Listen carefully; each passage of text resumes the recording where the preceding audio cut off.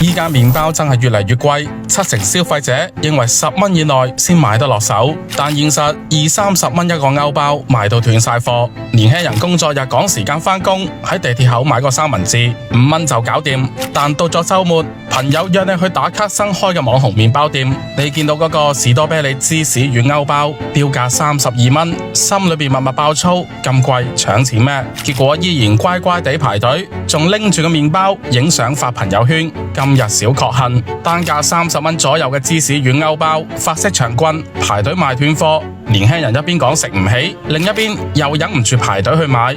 點解咁多人明知貴都依然願意埋單呢？2024年中國烘焙食品零售市場規模已經突破6000億，同比增長8.8%。消費者調研顯示，年輕人單次消費21至40區間佔比高達40.1%，而40至60區間佔比23.3%。即係講，大部分人願意為貴價麵包埋單。全國烘焙門店總數33.8萬間，一年新開9萬間，關咗9萬間，淨增長唔算多，但熱鬧依然。以前嘅麵包等於早餐主食，同豆漿油炸鬼係一個 level， 而依家嘅麵包變咗小資情調，下午茶享受，朋友圈打卡必備。2025年麵包行業趨勢報告顯示，健康化消費需求佔比提升至37%，低糖、全麥、天然酵母等創新品類增速達到傳統品類嘅3倍。消費者唔再滿足於食飽咁簡單，要求食得好、食得健康。低糖、全麥、天然酵母、零添加、精緻用料等成分成為加分項。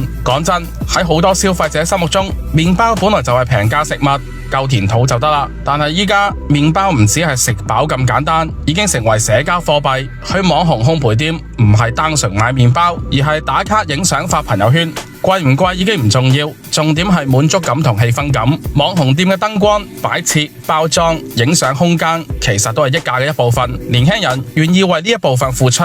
貴價麵包更係提供情緒價值。打工仔喺工位上食緊廉價嘅外賣，但係拎住30嘅歐包，會覺得慰勞咗自己，心理上有滿足感。高價麵包甚至有啲階層嘅味道。有啲人中意通過消費區分自己。消費者一邊鬧麵包刺客，另一邊又忍唔住買。呢一個就係最真實嘅人性。呢一個轉變嘅背後，其實反映咗社會進步。大家唔止係求生存，仲想生活有品質。另外，烘焙麵包之所以越嚟越貴，離不開以下幾點：原材料漲價，進口麵粉、黃油、奶油，通通都貴，人工加租金又貴。一線城市烘焙師傅嘅工資高，租金更係天價。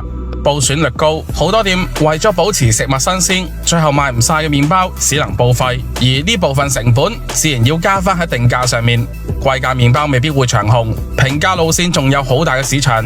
一線城市精品烘焙依然有市場，但係競爭異常激烈。下沉市場平價麵包更穩定，日常化更強，預製短保質期嘅麵包可能會成為趨勢。消費者嫌貴嘅同時，仲會要求貴得合理。有人追求平價實惠，有人享受小資浪漫，其實一啲都唔衝突㗎。所以儘管有70%嘅人話心理價位喺10蚊以內，但30蚊嘅歐包賣爆唔係偶然，係消費升級、心理需求、品質體驗同時作用嘅結果。唔知大家又點睇？歡迎留言俾我。本期節目講到呢一度，我哋下期再見啦。